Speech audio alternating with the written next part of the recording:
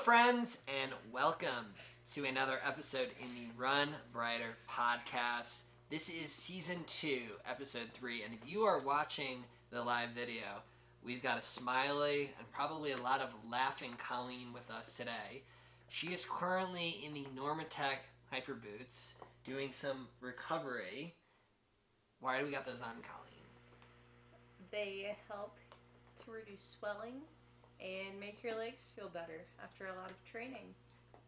And this is what week for us in our Chicago Marathon training? It's peak week! Peak week, peak week, peak week. For those who don't know what peak week is, it is the peak of training. It is your highest mileage week. And so you should appreciate that we're here doing a podcast while Colleen's got a 65-mile week, I've got a 70-mile week, and we have just a little over 3 weeks until the Chicago Marathon, where we're both going for PRs, and we're feeling really good going into that race. Just so everyone knows, Normatec is not a sponsor of this podcast, so I recommend... Not yet. Not yet, but, you know, we've never spoke to them. We don't know anything about their people. There's lots of other good recovery boots out there, so just know that this one's a little pricey, but we've got other ones definitely that are available that you can find online. But today we're going to have some fun in this episode. You know, I feel like Run Breiter, we're a serious brand. We do a lot of education, a lot of motivation. We're going to have a little bit of fun today. We are going to dedicate this episode around the top 10 most hysterical things about running. Yeah, hysterical. Things that make us laugh. Things that make us confused, but that make running funny, unique, and just a really interesting sport. What do you think about that, Colleen?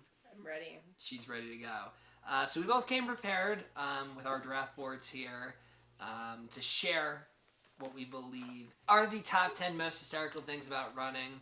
And we're going to start off with you, Colleen. So, I think it's really funny that a lot of runners know where all the best bathrooms are. Like, within, like, a 5-mile radius of their house. I think it's funny. And, like, can be like, no, you don't, like, that's a public bathroom. Like, if you have to go there. But, like, if you can wait another 0.37 of a mile, there's a better bathroom.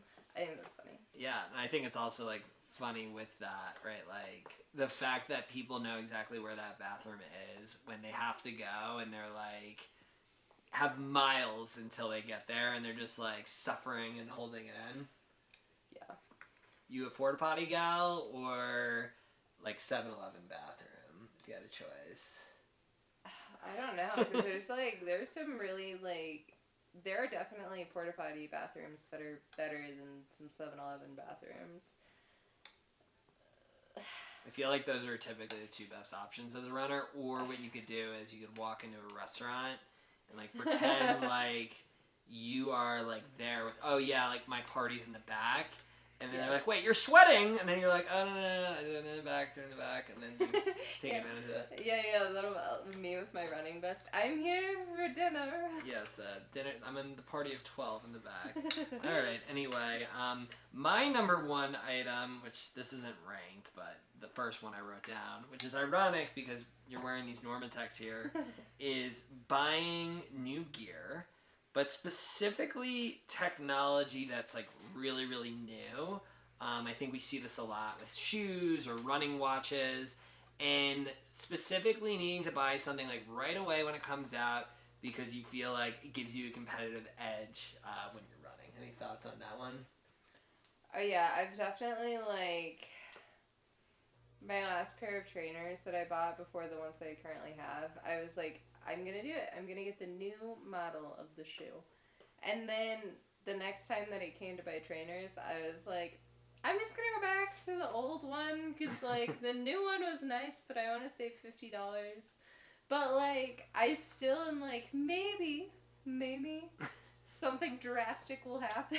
Yeah, I mean, I think that's the move, but, like, there's a lot of people, myself included, that will literally see, like, the new Alpha Flies or Vapor Flies, and for those who don't know what those are carbon-plated race shoes that only last for 150 miles, which is also hysterical that they only last for 150 miles, and they cost, like, $200 to $300, so you're paying pretty much over $1 a mile that you run in these shoes, And pretty much anytime like a new one comes out, people are like, oh, screw this old one. I've only put 80 miles on it. I'm going to buy the new one because I've got another big marathon coming up and I want to like scrape every second of time off that I can.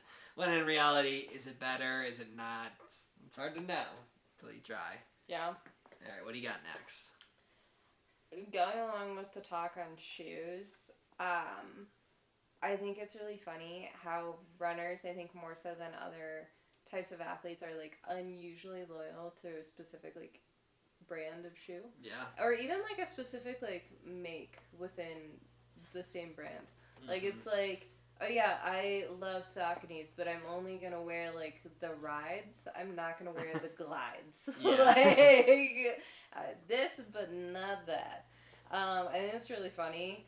And like, yeah, whatever works for your foot works for your foot. It's great, but it's like I feel like people can take it like incredibly far. Like no, I won't even look at a Hoka. I won't even look at an Adidas. Puma? Who is that? Like, it's really funny. Yeah, no, and I think there's people who, like, they may have bought a pair of shoes and, like, the shoelaces were not good or the size was not, like, as solid as it should. I've had this experience with a few brands. I'm not going to name them. I don't want to destroy someone's company today.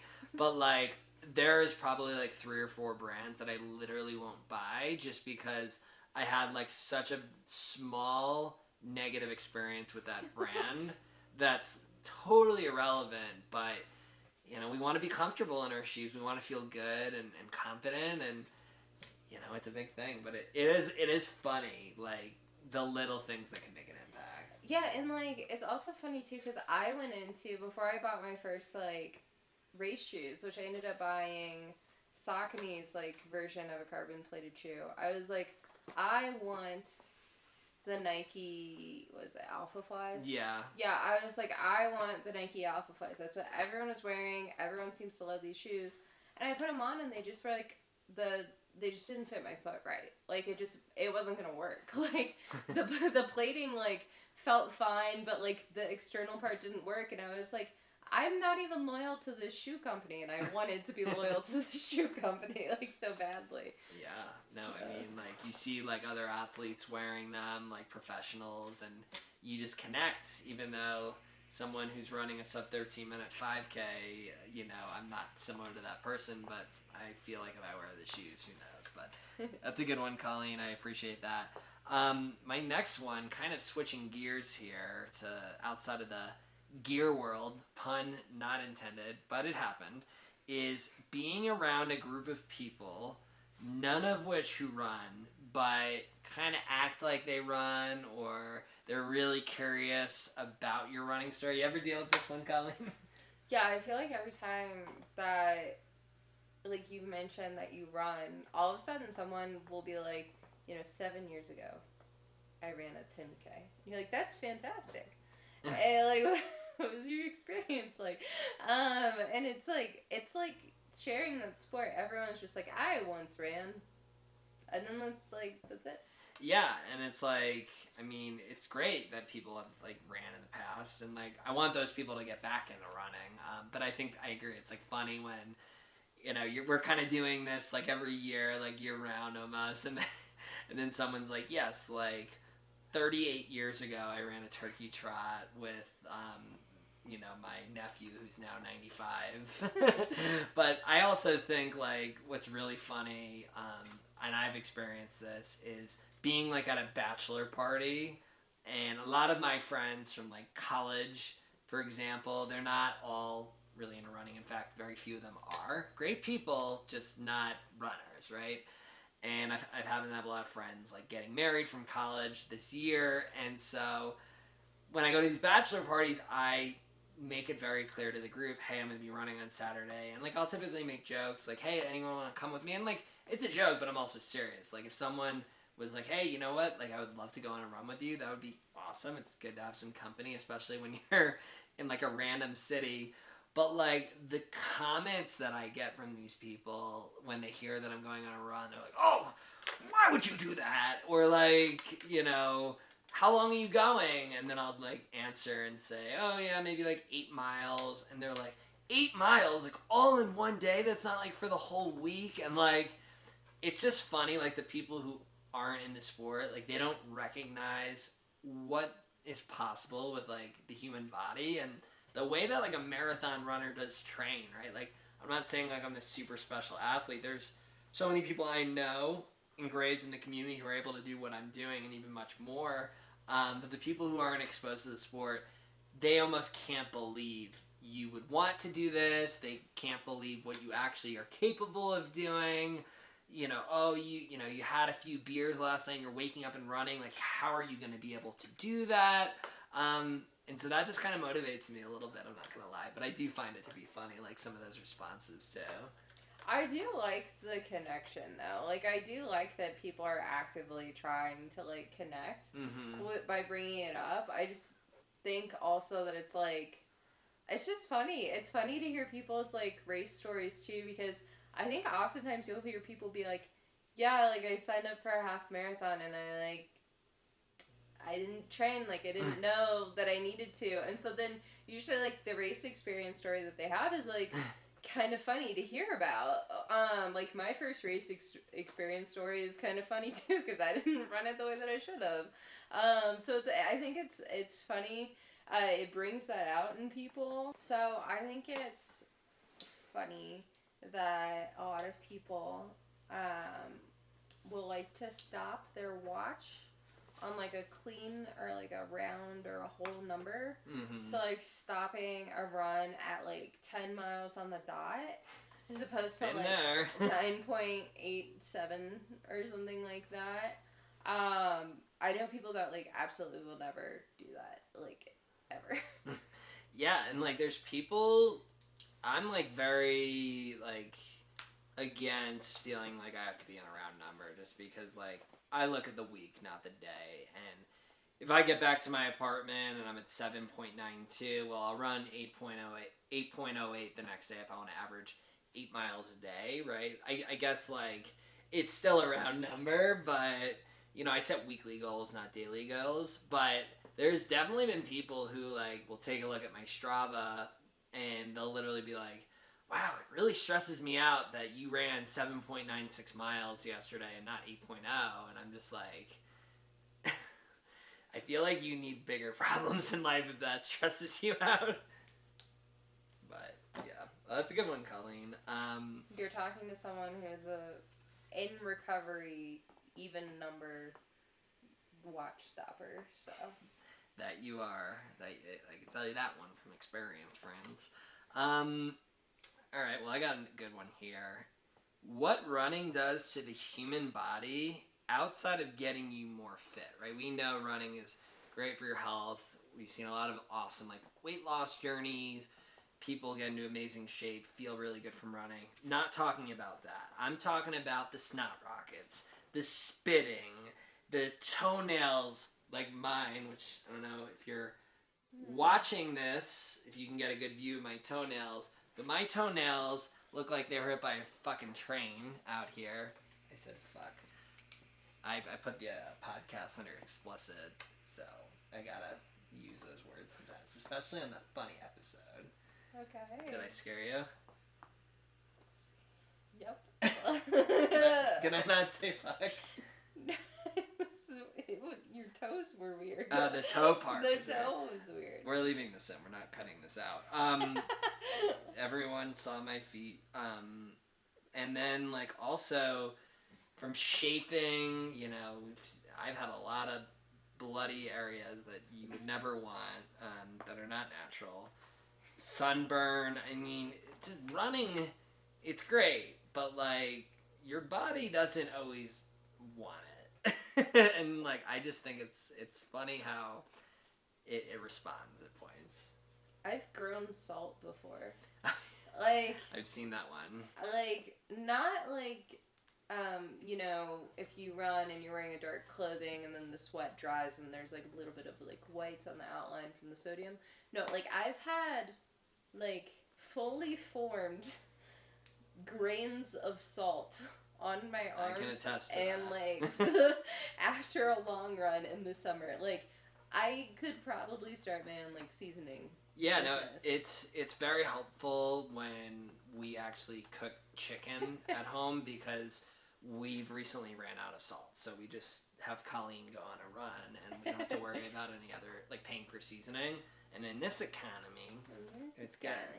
Otherwise, we're going to have to sell these Normatex if you don't keep running, right?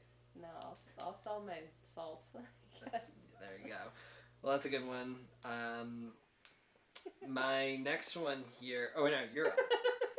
You're like, mine was a good one. I thought... You were making me laugh so much, I thought that was your idea.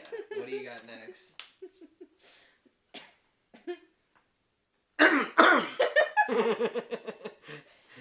Colleen's got, like, some laughing coughs here.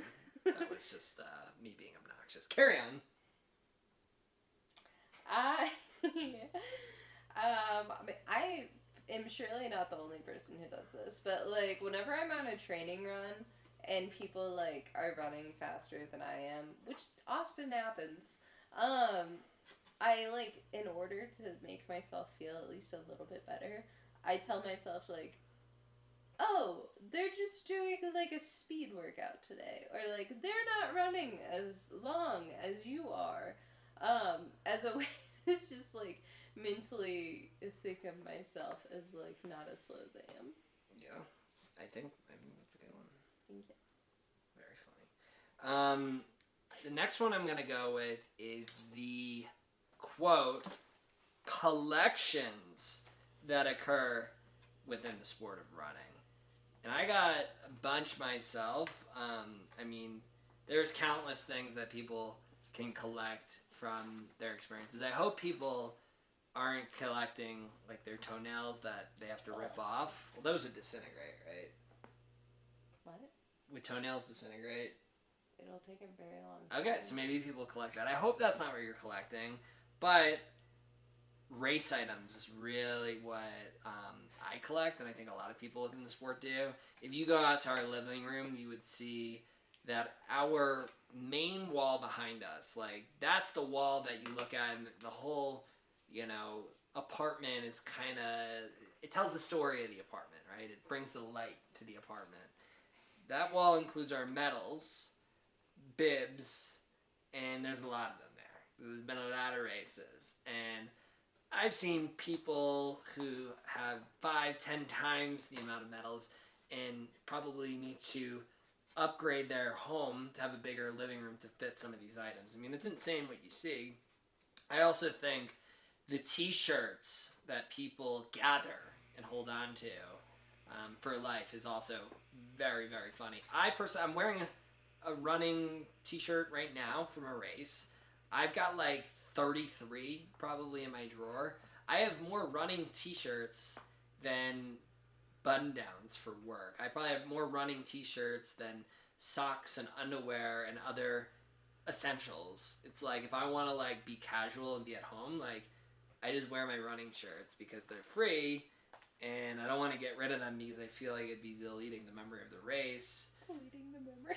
But yeah, I don't know. So hopefully I stay a medium for the rest of my life. Otherwise, these shirts are going to be useless.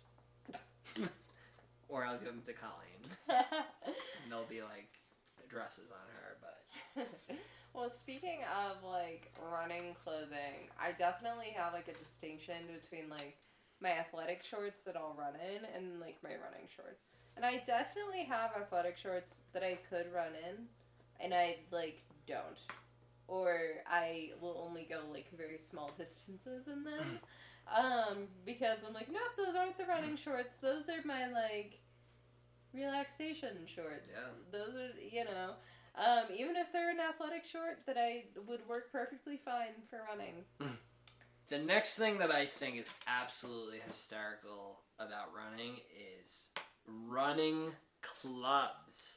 We're not talking about golf clubs. We're talking about in-person meetups, gatherings, organized groups that are fueled by running.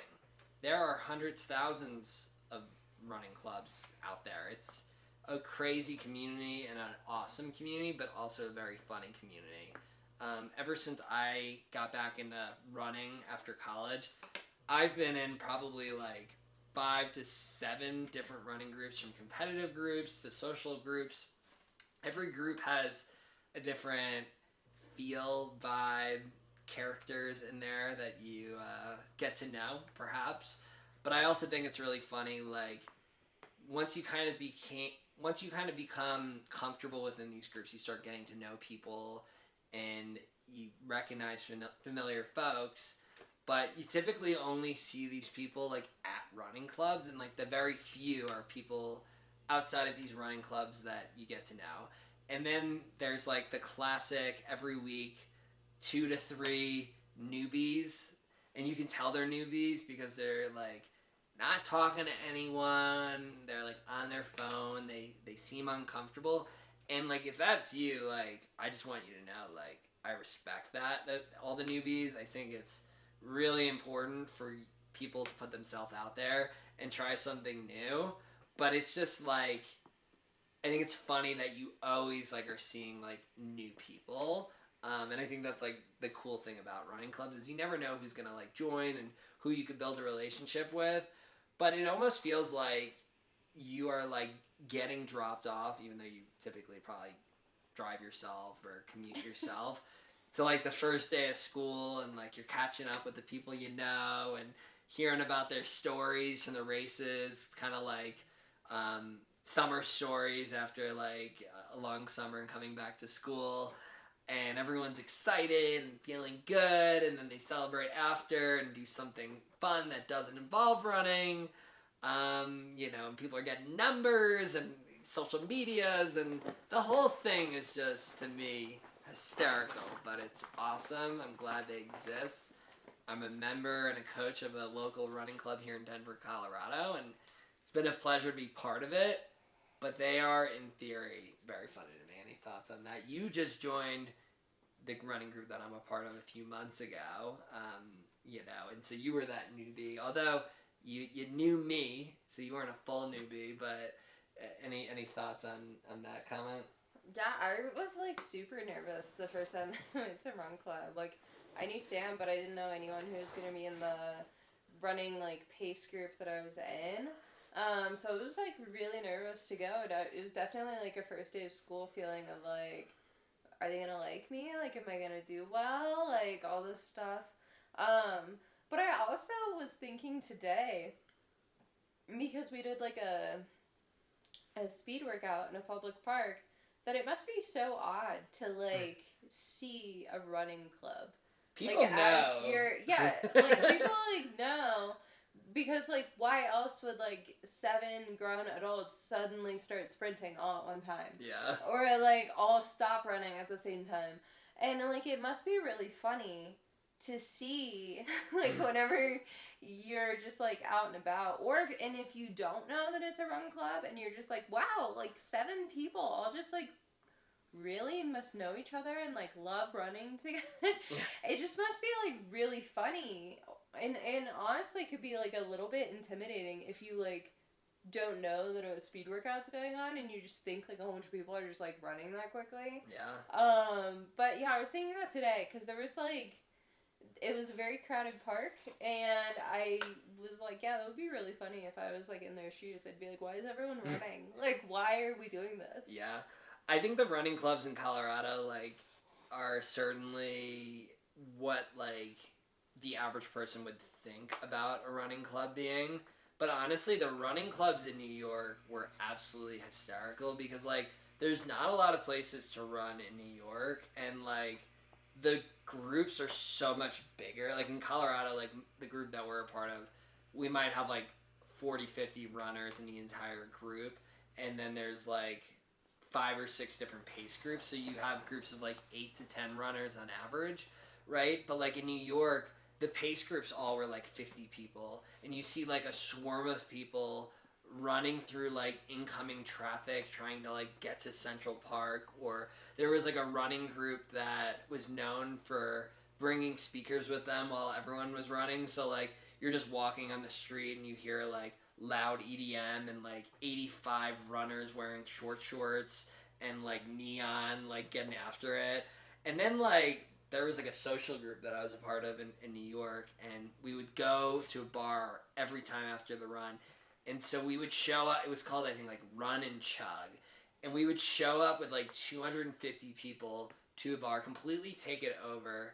Everyone smells awful. You know, everyone's like drinking a lot, and like, they're just, running clubs are just funny. Maybe not everyone's, I was probably the only one who smelled, but it was funny. What do you got next?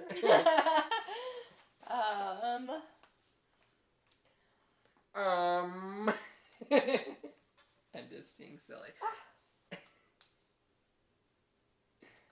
I would say, I think it's funny to have, like, kind of like a shoe rotation in the sense that, like, my walking shoes are my, like, everyday tennis shoes are my old trainers. Mm-hmm. And, like, I just kind of rotate them through. So every time I, like, wear through a pair of shoes to where I'm no longer going to use them as trainers, they get downgraded to my, like, everyday walking shoe. And then it's just, like, a constant rotation of, like, new trainer, old trainer as walking shoe, new trainer, old trainer as walking shoe. And I think it's just really funny to consistently, like, have that rotation of, like, no, I'm not going to buy nice walking shoes. I have this perfectly good, very old and very worn down old trainer that I'm going to walk in. Yeah, no, and I think the thing with that I mess up. You're always big on, like, the style of your running shoes. And I'm just like, why do we care? Like, just get the shoe that you want that works and it feels good. But yeah, I always regret, like, buying shoes that are, like, blue, orange, yellow, and green. And then, like, I can, but I don't always, like, want to wear them to, like, the office or to, like, something more, like, casual. That's always a big regret of mine. So I hear you there. See? Well, the next one I have is needing to qualify for races. And I am someone that definitely try to qualify for the races that I'm passionate about. Like, I've been on a journey trying to qualify for the Boston Marathon for a while, but now I really probably won't because they made the qualifying standards harder. You can. Well, maybe I can.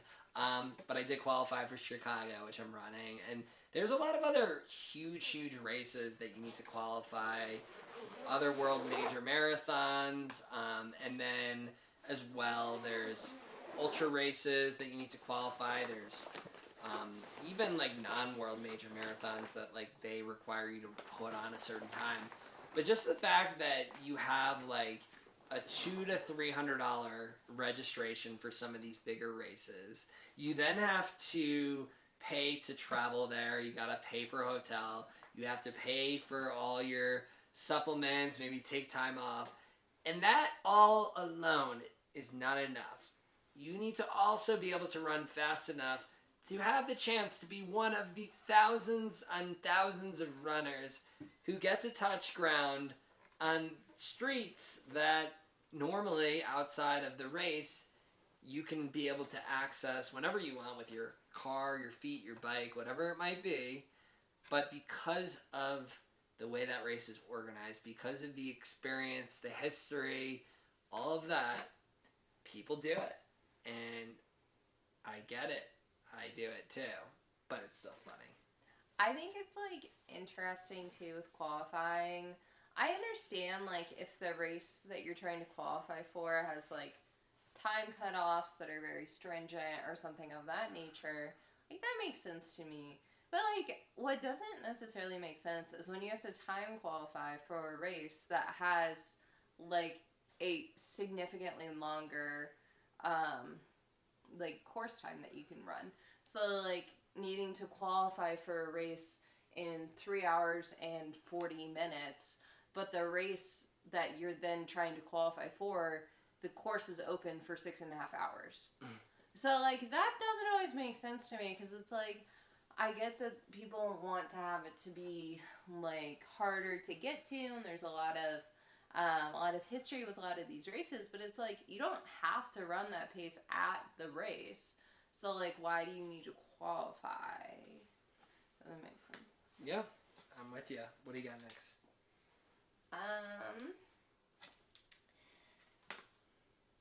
So I think it's kind of funny that there's like an entire market of food and fuel and like snacks dedicated specifically to running. Like, and for like food to take at different points of running, or like when you're doing different types of running, like gels that are like essentially like they seem like baby food, right? And like you're running and trying to eat this, and it's like, ah, yes, this gel is designed for like high intensity workout, and as opposed to this gel, which is designed for like low intensity workout, as opposed to this one that's like you're doing an ultra marathon, so like you should have this gel. It's really interesting that it's not even just like running specific, but then like what type of running specific too. You know, do you have caffeine? Do you not have caffeine? Do you have something that has flavoring? Does it not have flavor? Does it have this consistency? Does it not have this consistency? Like, there are so many specifications for it. And then, like, you have all these different variations of, like, bars to eat before you run. And then, like, all these different variations of electrolyte drinks, carbohydrate drinks, recovery drinks. It's just really funny that there's so much like designed for running specifically. There are a lot of these foods designed for a lot of different like endurance sports. So like you'll see cyclists kind of having a similar regimen, but you don't see like, you know, you don't have like soccer specific food or baseball. I mean, not for the players, right? Like you don't have baseball specific food for the players. It's just kind of funny. Sunflower seeds. Yeah. Yeah. No, it's like the big league chewing gum. Yeah. Yeah, like endurance sports are like really the only sports where you need to be using fuel, and you have to use sport specific items to like be able to be competitive within the sport. And like no one has any idea like what the hell they're doing when they're first getting started. Like my first marathon, I didn't even use any fuel. I barely drank any water. And like now, like I'm paying probably like $50 a month to like train with gels. I remember the first time I tried a goo and I like spit it out all over the floor during the Long Island Marathon that I was volunteering at. Like, it's just so confusing, but like some of these products, like they're so interesting. But like going back to my original topic, like being around people who don't run, like I've literally had friends like try the gels. They've like never needed them because they don't run, and they're just like, I have no idea how the frick you're like eating this. I'm like, I don't know either. It just makes me feel good, so I just do it. But like back in the old times, right, when people The old times. back when I was a kid, you know, back in like the early like 1900s, like people weren't fueling like they do now. Like we are certainly finding ways to like cheat the system, but it helps, so why not do it? Well, very good. I like that one. Now the next one I have is, quote, lightening your weight to be able to run faster. I'm not talking about like losing weight. I'm talking about like the things that you carry.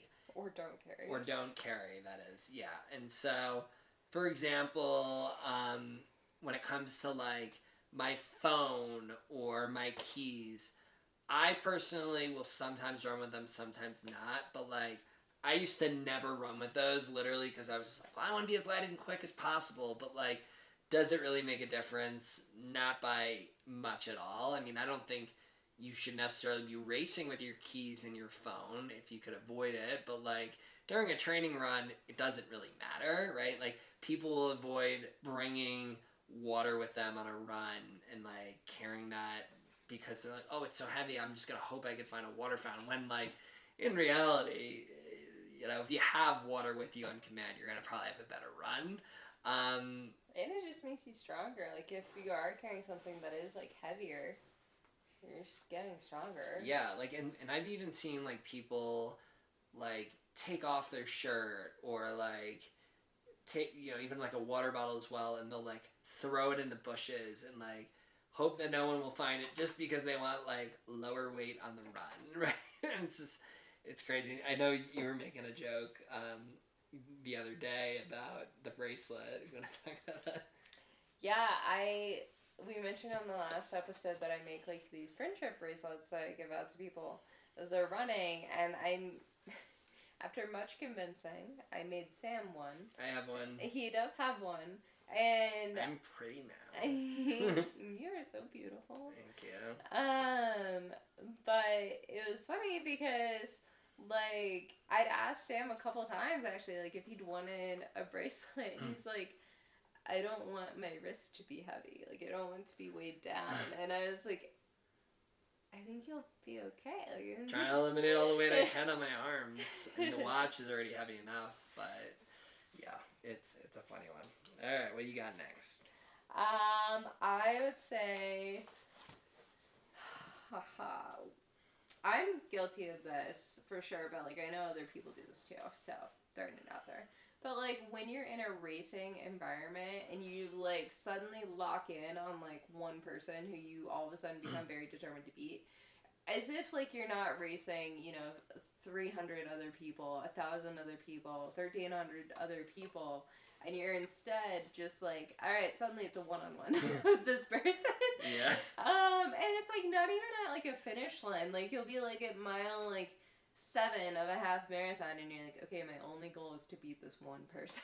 Yellow headband, you're going down. Exactly. I remember like there was a guy that was in the Alpha Flies that I was like, I am determined to beat this man in the half marathon in New York, and I beat him. And I don't know why I needed to do that, but I wanted to. So. Yeah. My dad, who used to run a lot of races, he was definitely like a huge person who would do that, where he would like always have like one person he'd tell me about. He'd be like, yeah, there was that person like wearing this who I took them down at the last second. I was right neck and neck with them the whole time. And it's like you're acting like you have like history with these people and you don't even know their name. So yeah, that one is super true. The next one I'm going to do is running streaks. We're not talking about running naked. We're talking about running streaks, like day after day after day, running to have a continuous streak of running, right? Disclaimer, like if you are someone who has a running streak actively going on, or this is like a goal that you were thinking of doing for yourself, I respect you, right? I'm not saying to stop your running streak as a result, but I do find it funny that like I think there's different rules. Like there's a rule book that qualifies like this is what counts as a running streak, and I think it's like running a mile. And there's literally people who like are getting married and they're super stressed and they're still gonna like put in like a mile of running just to like keep their streak alive, right? And I know there's benefits, like it makes people feel in a routine, feel connected with the sport. It's a good habit to keep up, and it's that one good thing in the day that they're like accomplishing. If all other things go wrong, well, at least I kept my running streak going. I love that. I just think they're funny. I don't think they're like fully necessary. You can do without it and be a very, very, very successful runner. I promise you, all the best runners in the world, they take days off. And that's because they're doing hard things, right? And so, yeah, I think it's great if you do a running streak, but not required and also funny. I think run streaks, like Sam said, can be funny in the sense that it's like not for everyone. Some people swear by them. I think my big issue is like whenever life happens and people perhaps put themselves in danger, or really stressing their body to get a 1 to 3 mile run depending on what their like minimum criteria is. And I think that at that point it can be like less funny and more dangerous. But that's a good one too, because there's like a lot of people who have run streaks. Yeah. I think something else that's funny for runners is that, you'll run for an incredibly long time, but we'll go to like extreme lengths to get the closest parking spot at the grocery store, or like, not stand for a prolonged period of time, like getting sat down. So I think it's funny that it's like, oh yeah, we're like known for running these distances, but then like when given the opportunity, like don't want to walk, don't want to stand, like yeah. Yeah, I mean, I feel like a lot of people do that sometimes because they're like, oh, I'm going on a run later, like I need to sit this entire day, but like it's it's kind of just like you can stand, you can walk around, like it's not gonna hurt your running. You don't have to be lazy when you're not doing the sport, but yeah. Another one I have, which is a little bit of an attack at you, but plenty of other people do this. Pre-race gear layout photos. By that, what I mean is the day before the race, or the night before is what we often see.